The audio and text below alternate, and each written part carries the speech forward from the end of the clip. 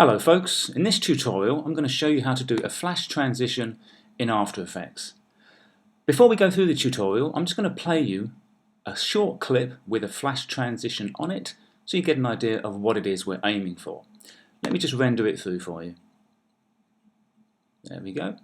So what we're looking at here is a shot of a man getting a phone out of a bag and he looks at the phone. The flash transition is the lovely white bleaching and blurring effect that occurs from shot to shot, and it's particularly effective on things like promos, music videos, adverts, something that has got a slightly flashier marketing-led feel to it. You wouldn't necessarily use it in films unless you were doing something that maybe was a little bit more to do with montage, because it's an effect that draws attention to itself. However, if you're doing a promo, music video or advert, they're lovely ways of getting from shot to shot in a dynamic, flashy and pretty attractive manner. So, there we go.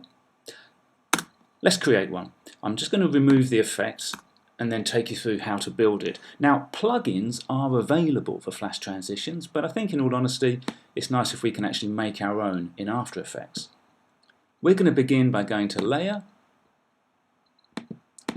New, and Adjustment Layer. An adjustment layer now appears on the timeline, and an adjustment layer, folks, is an invisible layer that you can put effects on. Those effects are then applied to all layers underneath the adjustment layer.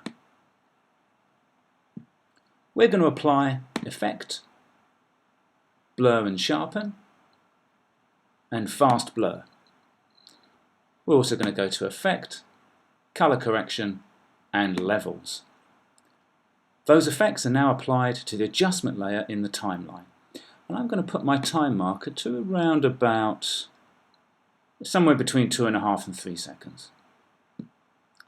I'm going to set a keyframe for blurriness and a keyframe for the histogram. If I click on U on the keyboard, it opens blurriness and histogram keyframes in the timeline. So we can see at just over 2.5 seconds I've set keyframe for blurriness and a keyframe for the histogram, but at the moment they're at their default settings, no effect has been applied. I'm going to take the time marker through a few more frames, and on the blurriness I'm going to crank that up to 20, and on the histogram I'm going to drag the input white all the way over to the left so that it hits 0 and bleaches out the image completely. I'm then going to drag forward so that my time marker is resting over the second clip. I'm going to drag and select both of the keyframes here. So these keyframes are blurriness 20 and the histogram input white has been taken down to 0.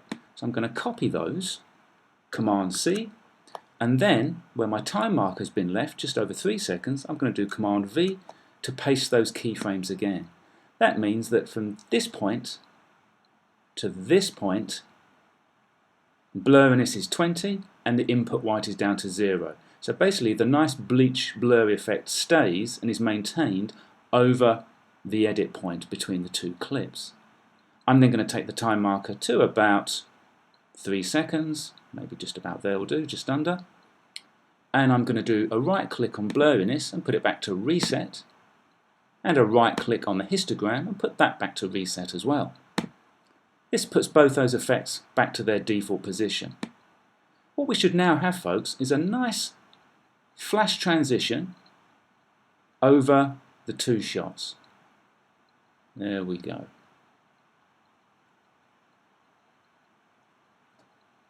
Let's just render that, play it back and just see if it needs a little bit of tweaking. It may do. Sometimes it's good to play it back because in all honesty, how these keyframes are spaced out in the timeline will affect the speed and the nature of the flash transition. So let's just render it back and see what it looks like.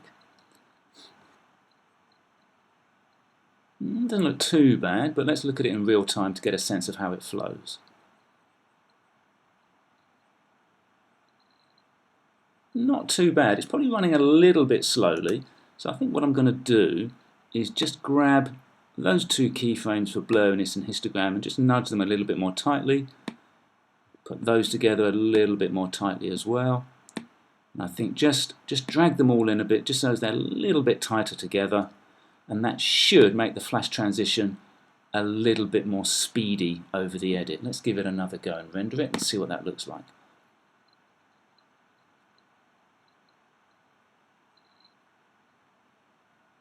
Yeah, that's a little better. It's just a little bit faster. And the main thing, folks, is really to actually just play with the spacing of these keyframes in the timeline. Ultimately, it's up to you how far apart they are or how close they are, and that will determine the nature of the flash transition. So, just to do a recap, folks, the effects that you're looking for are fast blur and levels. You have them at their default position here, and then when you click on here in the timeline, your blur should be at 20, your input white should be at 0. When you get to this point, blur should still be at 20 and input white should still be at 0. And then when you get to here, you want to reset the blurriness and the levels back down to their default settings. Let's play it back one final time. Okay, not too bad. Again, if you can use this trick in promos, music videos, adverts, you'll give things a slightly more dynamic edge and really bring your edits to life. Okay, folks, thanks for listening.